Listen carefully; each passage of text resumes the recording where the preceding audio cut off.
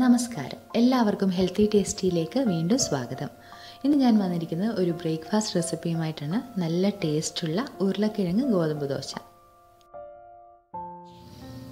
ഞാനിവിടെ 2 ഉരുളക്കിഴങ്ങ് എടുത്ത് വെച്ചിട്ടുണ്ട്. ഇതിൻ്റെ തൊലിയൊക്കെ ചെത്തി നന്നായിട്ട് കഴുകി വൃത്തിയാക്കി വെച്ചിരിക്കുന്നതാണ്. ഇനി ഇത് നമുക്ക് ചെറിയ കഷ്ണങ്ങളാക്കി ഒന്ന് മുറിച്ചെടുക്കണം. ഉരുളക്കിഴങ്ങ് മുറിച്ചെടുത്തിട്ടുണ്ട്. ഇനി ഇത് നമുക്ക് മിക്സിയുടെ ജാറിലേക്ക് ഇട്ടിട്ട് നന്നായിട്ടൊന്ന് അരച്ചെടുക്കണം.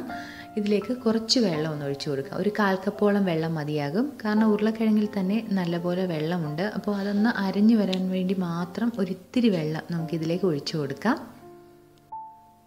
ഉരുളക്കിഴങ്ങ് അരച്ചെടുത്തിട്ടുണ്ട്. ഇനി ഇതിലേക്ക്, അതായത് ഈ മിക്സിയുടെ ജാറിലേക്ക് തന്നെ നമുക്ക് ബാക്കി ചേരുവകളൂടി ഇട്ട് കൊടുക്കാം. 1 കപ്പ് ഗോതമ്പ് പൊടിയാണ് ഞാൻ എടുത്തിരിക്കുന്നത്. ഇത് നമുക്ക് ഈ മിക്സിയുടെ ജാറിലേക്ക് ഇട്ട് കൊടുക്കണം. അതുപോലെ ടേസ്റ്റിന് വേണ്ടി പാകത്തിന് ഉപ്പും എടുത്തിട്ടുണ്ട്.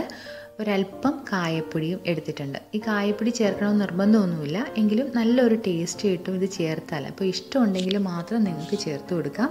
അതുപോലെ ഈ കായത്തിൻ്റെ ടേസ്റ്റ് ഇങ്ങനെ മുന്നിട്ട് നിൽക്കരുത്, അതുകൊണ്ട് വളരെ കുറച്ച് മാത്രമേ ചേർത്ത് കൊടുക്കാവൂ. ഈ 3 ചേരുവകളൂടി നമുക്ക് ഈ മിക്സിയുടെ ജാറിലേക്ക് ഇട്ട് കൊടുക്കാം. ഇപ്പോൾ നിങ്ങളുടെ മിക്സിയുടെ ജാറ് ഇതുപോലെ കുറച്ച് വലുതാണെങ്കിൽ മാത്രം ഒന്നിച്ചിട്ടൊന്ന് അരച്ചെടുത്താൽ മതി. അല്ലെങ്കിൽ ഈ ഉരുളക്കിഴങ്ങ് അരച്ചതൊരു പാത്രത്തിലേക്ക് മാറ്റി അതിലേക്ക് തന്നെ നമുക്ക് പൊടിയിട്ട് മിക്സ് ചെയ്തെടുക്കാവുന്നതേ ഉള്ളൂ. ഞാനിപ്പോൾ ഇത് മിക്സ് ചെയ്യുന്ന ഒരു എളുപ്പത്തിന് വേണ്ടി എല്ലാം കൂടി ഒന്നിച്ച് ഈ ജാറിലേക്ക് ഇട്ടിട്ട് ഒന്ന് അരച്ചെടുക്കാൻ പോവുകയാണ്. കുറച്ച് വെള്ളം കൂടി ഇതിലേക്കൊന്ന് ഒഴിക്കാം. ഒരുപാട് ഒഴിക്കേണ്ട. ആദ്യം ഒഴിച്ചതുപോലെ ഒരു 1/4 കപ്പോളം മതിയാകും. അതിനുശേഷം അരച്ചെടുത്തിട്ട് ആവശ്യമുണ്ടെങ്കിൽ പിന്നീട് നമുക്ക് വെള്ളം ചേർത്താൽ മതി.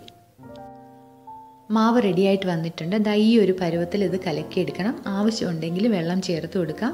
അതുപോലെ ഉപ്പും ഒന്ന് നോക്കണം. ഇനി ഇത് നമുക്ക് ദോശ റെഡിയാക്കി തുടങ്ങാം. വളരെ ഈസി ആയിട്ട് ഉണ്ടാക്കാൻ പറ്റുന്നതാണ്. കാരണം ഇത് നമുക്ക് ഉരുളക്കിഴങ്ങ് മാത്രം ഇതിലേക്ക് ചേർത്താൽ മതി. പക്ഷേ ടേസ്റ്റ് അടിപൊളിയാണ്. തവ നന്നായിട്ട് ചൂടായിട്ടുണ്ട്. ഇതിലേക്ക് വേണമെങ്കിൽ നിങ്ങൾക്ക് കുറച്ച് എണ്ണയൊന്ന് തൂത്ത് കൊടുക്കാം. അതിനുശേഷം ഇതുപോലെ കുറച്ച് മാവ് ഒഴിച്ചിട്ട് നന്നായിട്ട് പരത്തിയെടുക്കാം. നമുക്കിതൊന്ന് അടച്ചു വെക്കാം. ഒരു മീഡിയം രീതിയിൽ തീയിട്ട് കൊടുക്കാം. ഈ ഉരുളക്കിഴങ്ങ് കൂടി ചേർക്കുന്നതുകൊണ്ട് അത് പെട്ടെന്ന് വെന്ത് വരുമോ എന്നൊക്കെ ഒരു ഡൗട്ട് ഉണ്ടാവും എല്ലാവർക്കും. പക്ഷേ അങ്ങനെ ഒരു ഡൗട്ടും വേണ്ട. നല്ല അടിപൊളിയായിട്ട് നമുക്കിത് വെന്ത് നല്ല സൂപ്പർ ദോശയാക്കി എടുക്കാൻ പറ്റും.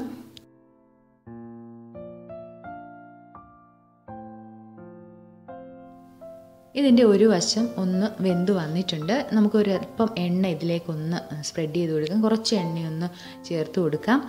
ദോശയൊന്ന് തിരിച്ചിട്ടിട്ട് നമുക്ക് മൂപ്പിച്ചെടുക്കാം. ഇതിലേക്ക് കുറച്ച് വെളിച്ചെണ്ണ ഇങ്ങനെ ചേർത്ത് കൊടുക്കുന്നതാണ് നല്ലത്. കാരണം ആ ഉരുളക്കിഴങ്ങൊക്കെ ഒന്ന് മൂത്ത് വരുന്ന വെളിച്ചെണ്ണയുടെ ഒരു ടേസ്റ്റ് കൂടിയൊക്കെ വരുമ്പോൾ നല്ലൊരു രുചിയായിരിക്കും ദോശയ്ക്ക്. വളരെ ഈസി ആയിട്ട് നല്ല രുചിയോടെ നമുക്ക് തയ്യാറാക്കാൻ പറ്റിയ ഉരുളക്കിഴങ്ങ് ഗോതമ്പ് ദോശ നമ്മൾ റെഡിയാക്കി എടുത്തിട്ടുണ്ട്.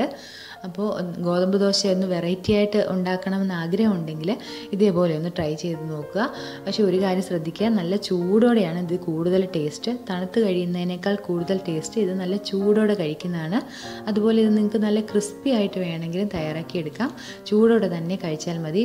ചട്നിയോടൊപ്പമോ അതുപോലെ സാമ്പാറിനോടൊപ്പമോ ഒക്കെ നിങ്ങൾക്കിത് അടിപൊളിയായിരിക്കും. ഉണ്ടാക്കി നോക്കുമല്ലോ, കുട്ടികൾക്കൊക്കെ ഒരുപാട് ഇഷ്ടപ്പെടും. അപ്പോൾ മറ്റൊരു നല്ല വീഡിയോയുമായിട്ട് വീണ്ടും കാണാം. അതുവരേക്കും നന്ദി, നമസ്കാരം.